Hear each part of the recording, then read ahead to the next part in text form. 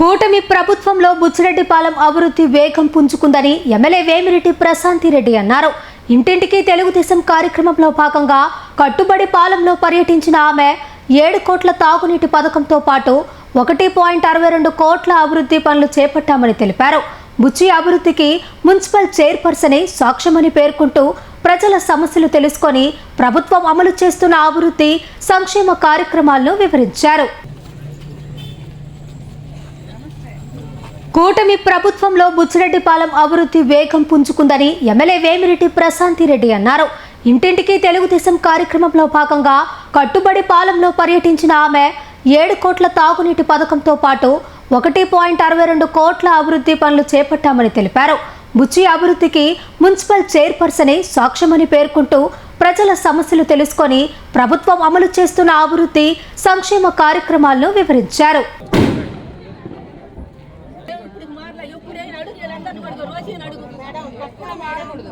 మనం 2 ఏళ్ల నమ్మకం, సంక్షేమం, అభివృద్ధి అనేది ఏంటో చేసి చూపించిన తర్వాత ఈ డోర్ టు డోర్ క్యాంపెయినింగ్ చేయడం అనేది మన ముఖ్యమంత్రి చంద్రబాబు నాయుడు గారి యొక్క ఆలోచన. ఎందుకంటే 2 సంవత్సరాలు మీరు ప్రజలకి ఏం చేశారో ఇంటింటికి వెళ్ళి వాళ్ళకి చెప్పి, ఒకవైపు సంక్షేమ పథకాలు అందరికీ వస్తున్నాయా లేదా, అలాగే అభివృద్ధి పనులు ఏం చేశారో మీరు పోయి చెప్పి, ఇంకా మిగతా వాళ్ళకి ఏమైనా సమస్యలు ఉంటే మరో 3 ఏళ్ళు మనకి టైం ఉంది, ఈ 3 ఏళ్లలో ఆ సమస్యలు తీర్చొచ్చు. కాబట్టి ప్రతి ఒక్క కూటమి నేత, నాయకుడు ఇంటింటికి వెళ్ళి తిరిగి ప్రజల్లో ఉండాలి అని చెప్పి కోరడం జరిగింది. 45 రోజుల ఈ ప్రోగ్రాంలో ఇది 10వ రోజు.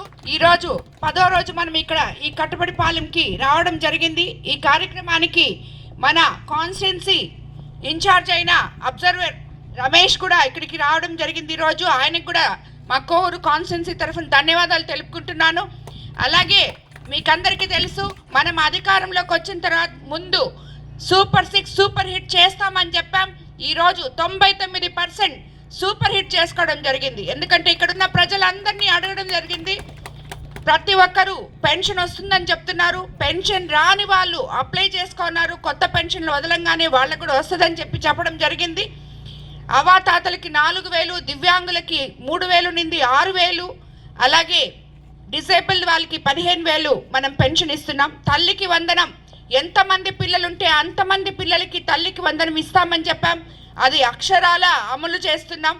అలాగే స్త్రీ శక్తి పథకం కింద మహిళలంతా ఉచితంగా బస్సులో ప్రయాణం చేస్తారని చెప్పాం. అది కూడా చేస్తాం. ఏమమ్మా ఇక్కడ చాలా మంది ఉన్నారు, మీరంతా ఫ్రీగా పోతున్నారా? నెల్లూరుకి బస్సుల్లో పోతున్నారా? ఫ్రీగా పోతున్నారు. అలాగే గ్యాస్ సిలిండర్లు 3 ఇస్తామన్నాం. అందరికీ అకౌంట్లో గ్యాస్ సిలిండర్ డబ్బులు కూడా పడ్డాయని చెప్పడం జరిగింది. ఇక్కడ చాలా మందిని అడిగాం ఇందాకే. అలాగే అన్నదాత సుఖీభవ కింద రైతుల అకౌంట్లో డబ్బులు పడడం జరిగింది. అలాగే ఆటో సేవలో, మత్స్యకార సేవలో, అన్నిటికన్నా ముఖ్యంగా రాష్ట్రం మొత్తం మీద 200 చిల్లర అన్నా క్యాంటీన్లు పేదవాడికి 5 రూపాయలకే భోజనం జరుగుతుంది. వీటన్నిటికన్నా ముఖ్యంగా ఎంతోమంది చదువుకున్న టీచర్లందరూ, టీచర్ ఉద్యోగం రావాల్సిన వాళ్ళందరూ, అర్హత కలిగిన వాళ్ళందరూ కూడా గత 7 సంవత్సరాల నుంచి ఖాళీగా ఉంటే ఈరోజు మన ప్రభుత్వం అధికారంలోకి వచ్చిన తర్వాత ఎలక్షన్ ముందు చెప్పాం మనం మెగా డిఎస్సి ఇస్తామని.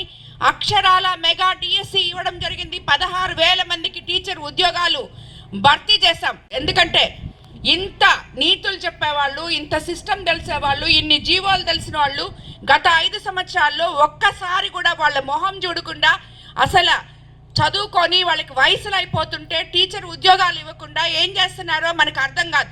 వాళ్ళు ఈరోజు మెగా డిఎస్సి గురించి మాట్లాడుతూ మన యువ నేత నారా లోకేష్ బాబు గురించి మాట్లాడుతున్నారు. అర్హత లేని ఈ మాటలు వద్దు. మీరు ఎందుకు చేయలేదు అప్పుడు? ఇప్పుడు ఎందుకు మాట్లాడుతున్నారు మేము చేసిన తర్వాత? కాబట్టి మనం చేసింది 16,000 మందికి ఇచ్చాం. రాబోయే రోజుల్లో ఇంకా 2,000 చిల్లర 3,000 మందికి మెగా డిఎస్సి ఇవ్వబోతున్నాం. ఇలా చూసుకుంటూ పోతే ఈ 5 సంవత్సరాల్లో ఎవరైతే ఉన్నారో వాళ్ళకి మనం ఉద్యోగ అవకాశాలు కూడా కల్పించబోతున్నాం. ఎందుకంటే మీరందరూ చూస్తున్నారు, ఇక్కడ మన కోవూరు కాన్స్టిట్యున్సీ ఎత్తుకుంటే, నెల్లూరు జిల్లాలో ఎత్తుకుంటే ఎంపీ గారి సహకారంతో, ఇక్కడ ముఖ్యమంత్రి గారి సహకారంతో బీపీసీఎల్ వచ్చింది. ఎంతోమంది నిరుద్యోగ యువతకి రాబోయే రోజుల్లో ఉద్యోగాలు రాబోతున్నాయి. మన కోవూరు కాన్స్టిట్యున్సీలో మనకి కొడవలూరు మండలంలో ఉన్న ఎస్సీజెడ్ కిసాన్ సెల్స్ 30 ఏళ్ల నుంచి మూలపడిపోయి ఉంటే ఈరోజు అందులో కథలకు తీసుకొచ్చారు మన ముఖ్యమంత్రి చంద్రబాబు నాయుడు గారు. రాబోయే రోజుల్లో మన కోవూరు కాన్స్టిట్యున్సీ బిడ్డలు ఉద్యోగాల కోసం బయటికి వెళ్ళన అవసరం లేదు, ఉద్యోగాలే వాళ్ళ దగ్గరికి వస్తాయి అని చెప్పడం జరిగింది. అది అక్షరాల మన యువ నేత ముఖ్యమంత్రి చంద్రబాబు నాయుడు గారు అందరూ చేసి చూపిస్తున్నారని మీకు అందరికీ తెలియజేసుకుంటూ, ఇటువంటి ఒక అన్నిటికన్నా ముఖ్యంగా CMRF మన కోవూరు కాన్స్టిట్యున్సీలో ఈరోజు 10.5 కోట్లు 27 నెలల్లో మనం ఇవ్వడం జరిగింది, 27 సార్లు. ఎందుకంటే సుమారు 1000 మందికి పైన 10.5 కోట్లు CMRF అనారోగ్యంతో బాధపడుతూ ఆర్థికంగా ఇబ్బంది పడుతున్న ప్రతి ఒక్కరికి నేనున్నానంటూ ఆ ఇంటి పెద్దగా మన ముఖ్యమంత్రి చంద్రబాబు నాయుడు గారు ఆయన సహాయ నిధి నుంచి అందిస్తున్న ఈ డబ్బులు చాలా పేద ప్రజలకి అండగా ఆసరాగా నిలవడం జరిగింది. నిజంగా దీనికి మన కోవూరు కాన్స్టిట్యున్సీ తరపున ముఖ్యమంత్రి చంద్రబాబు నాయుడు గారికి ఎన్నిసార్లు ధన్యవాదాలు తెలుపుకున్నా సరిపోదు. మన ప్రజలందరూ ఆరోగ్యంతో ఉండాలని చెప్పి ఆయన కోరుకుంటూ వాళ్ళకి సపోర్ట్ చేసినందుకు మరోసారి ధన్యవాదాలు తెలుపుకుంటున్నాను. మనం ఈ కట్టుబడిపాలెంలో మనం అధికారంలోకి వచ్చిన తర్వాత మున్సిపల్ 14,21,000తో 4 CC రోడ్లు వేయడం జరిగింది. 2,30,000తో CC డ్రైన్స్ కూడా కట్టడం జరిగింది. మున్సిపాలిటీ నుంచి 22,31,000 ఇక్కడ పెట్టడం జరిగింది. ఇప్పుడే ఇక్కడ ఉన్న ఈ రోడ్డు కూడా అడిగారు స్థానిక ప్రజలు, తప్పకుండా మున్సిపల్ జనరల్ ఫండ్లో పెట్టి ఈ రోడ్డు ఇమీడియట్గా స్టార్ట్ చేయాలని చైర్మన్ గారికి, కమిషనర్ గారికి, ఇద్దరికి, ఈ వార్డ్ మెంబర్ అయిన నాగరాజ్కి అందరికీ చెప్పడం జరిగింది. కాబట్టి ఇమీడియట్గా దీన్ని స్టార్ట్ చేయాలని కూడా మీకు తెలియజేసుకుంటున్నాను. అలాగే విద్యుత్ శాఖలో నుంచి 64,20,000 ఈ వార్డులో పెట్టడం జరిగింది. RDSS ద్వారా 10 లక్షలతో 2 100 kV ట్రాన్స్ఫార్మర్లు, 8 లక్షలతో 2 63 kV ట్రాన్స్ఫార్మర్లు, 1 లక్షతో 1 కిలోమీటరు 11 kV లైన్లు, 8 లక్షలతో 600 మీటర్లు LT లైన్లు, 9 లక్షలతో 200 విద్యుత్ స్తంభాలు, 28,20,000తో SC/ST సబ్ ప్లాన్ కింద 47 ఇళ్లకు సోలార్ రూఫ్ టాప్ కనెక్షన్లు కూడా ఇక్కడ ఇవ్వడం జరిగింది. అలాగే CSR ఫండ్ కింద BPR ఫౌండేషన్ తరఫున హరిజన వార్డు నుంచి కట్టుబడిపాలెం వరకు తాగునీటి సదుపాయం సుమారు అన్ని దగ్గరల కన్నా ఇక్కడ ఎక్కువ 38,95,000 CSR ఫండ్తో తాగునీటి కోసం మన VPR ఫౌండేషన్ వేమిరెడ్డి ప్రభాకర్ రెడ్డి గారి సహకారంతో ఇక్కడ మనం పెట్టుకోవడం జరిగింది. అలాగే హౌసింగ్కి వస్తే సొంత స్థలాలు ఉన్న 34 కుటుంబాలకు ఇళ్ల నిర్మాణానికి ప్రభుత్వం ప్రతిపాదనలు పంపాం. దానికన్నా కూడా ఇంకా ఎక్కువ వచ్చున్నాయని చెప్పి ఇప్పుడే హౌసింగ్ AE గారు చెప్పారు. అలాగే ఇక్కడ మీకు అందరికీ తెలుసు, ఇప్పుడే ఇక్కడున్న గ్రామ ప్రజలందరూ వాళ్ళే చెప్తున్నారు, అమ్మా మాకు ఇళ్ళు లేవు కానీ ఇళ్ళు ఖాళీ ఉన్నాయి. ఎక్కడున్నాయంటే 1వ నెంబర్ కాలనీలో, 2వ నెంబర్ కాలనీలో, 3వ నెంబర్ కాలనీలో, జగనన్న కాలనీలో ఇళ్ళులు ఉన్నాయి, అవన్నీ ఖాళీగా ఉన్నాయి, మాకు ఇప్పించండి అమ్మా అని వాళ్ళందరూ అడుగుతున్నారు. కాబట్టి గత ప్రభుత్వంలో చేసిన ఈ తప్పిదాల వల్ల ఈరోజు మన ప్రభుత్వం అధికారంలోకి వచ్చి ఇల్లు ఇవ్వాలి అని మహాయజ్ఞం చేస్తున్నా కూడా దీనివల్ల వాళ్ళకి ఇళ్ళ లేని వాళ్ళకి ఇల్లు పేర్లు అక్కడ ఉండడంతో ఇలాంటి అవకతవకలు జరిగిన దానివల్ల ఈరోజు మనం సరిగా ఇల్లు ఇవ్వలేకపోతున్నాం. కానీ మన ముఖ్యమంత్రి అనుభవజ్ఞులు వీటన్నిటినీ సంధించి ఈరోజు ఇల్లు లేని వాళ్లకు ఇల్లు అందించే విధంగా ఆయన ఈరోజే నాకు పీడితో కూడా మీటింగ్ ఉంది. ఎన్ని ఇళ్ళు శాంక్షన్ అయ్యాయో కూడా మనం కనుక్కొని అవన్నీ కూడా అర్హత అయిన వాళ్ళకందరికీ ఇచ్చే విధంగా కూడా మనం చేసుకుంటామని మీకు అందరికీ నేను తెలియజేసుకుంటున్నాను. అలాగే ఇక్కడ ఈ ఊర్లో ఇందాక చెప్పిన విధంగా ఈ 1వ వార్డులో CMRF కింద 9 పేద కుటుంబాలకు 7,39,000 ఆల్రెడీ CMRF చెక్కులు ఇవ్వడం జరిగింది.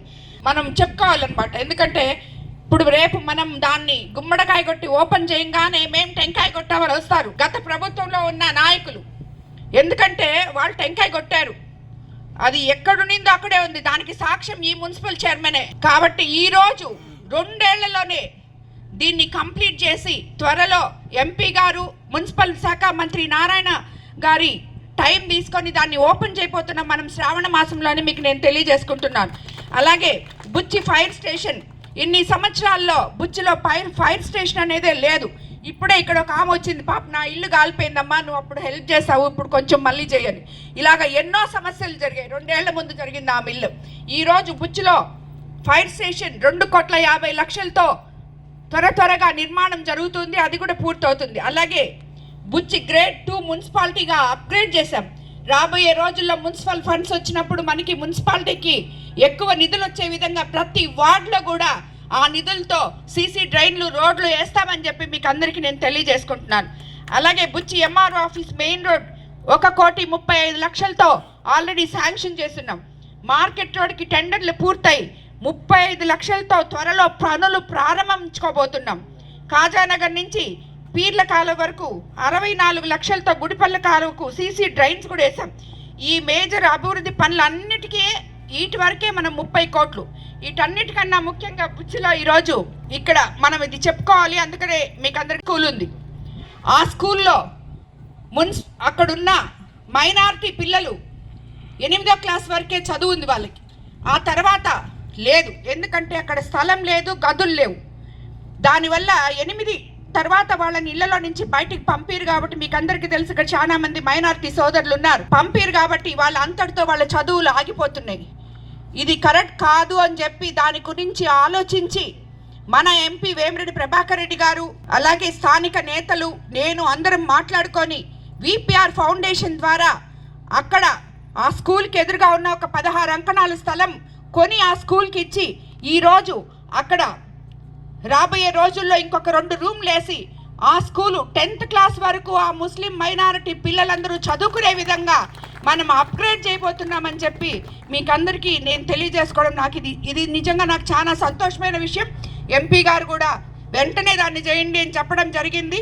కాబట్టి ఇలాంటివి మనం ఎన్నో చెప్పుకుంటూ పోతే మనం అధికారంలోకి వచ్చిన తర్వాత మన ముఖ్యమంత్రి చంద్రబాబు నాయుడు గారు, యువ నేత నారా లోకేష్ బాబు గారు, అలాగే ఉప ముఖ్యమంత్రి పవన్ కళ్యాణ్ గారు అన్నీ మనది ఎట్లాగైతే డబుల్ ఇంజన్ సర్కార్ అని చెప్పుకున్నామో దాన్ని ఫుల్ఫిల్ చేసుకుంటూ ప్రతి ఒక్కటి ఎప్పుడు ఎక్కడ ఏది అవసరమో ప్రజల్లో ఉంటున్నాం, ప్రజలకి చేస్తున్నాం. కాబట్టి ఇలాంటి ఒక గొప్ప ప్రభుత్వం గురించి ప్రతి ఒక్క కూటమి నాయకుడు ఇంటింటికి వెళ్ళి ధైర్యంగా మేమిది చేశాం, మేము ఇవి చేస్తున్నాం, మా ప్రభుత్వం వచ్చిన తర్వాత ఇది చేశాం అని చెప్పి మీరు ప్రతి ఒక్కరి దగ్గర పోయి తిరిగి ఉన్న కొరవ వార్డులు కూడా కంప్లీట్ చేయాలని చెప్పి ప్రతి ఒక్కరూ నిదానంగా తిరిగి వాళ్ళకి ఎక్స్ప్లెయిన్ చేసి తీసుకోవాలి. మీకు అందరికీ మరీ చెప్తున్నాను, కూటమి నేతలకి, నాయకులకి, వార్డ్ మెంబర్లకి, మున్సిపల్ కౌన్సిలర్లకి అందరికీ కూడా. సో కాబట్టి మీరు ధైర్యంగా వెళ్ళి మనం చేసినవి చెప్పి వాళ్ళ సమస్యలు ఏమైనా ఉంటే తీసుకురండి. ఇప్పుడు ఈ ఊర్లో కొన్ని సమస్యలు చెప్పారు, వాళ్ళకి ఇల్లు స్థలాలు కావాలన్నారు, కొత్త పెన్షన్లు అడిగారు, అలాగే ఇక్కడ రోడ్డు అడిగారు. అవన్నీ కూడా ఇళ్ళ స్థలాలు, ఇల్లు అవన్నీ చూస్తామని చెప్పాం. పెన్షన్లు వదిలిన తర్వాత వస్తాయి. అలాగే చెప్పి ఆ పేపర్లని తీసుకొచ్చి ఎమ్మెల్యే ఆఫీస్లో ఇవ్వాలని చెప్పి ప్రతి కార్యకర్తకి, నాయకుడికి నేను తెలియజేసుకుంటూ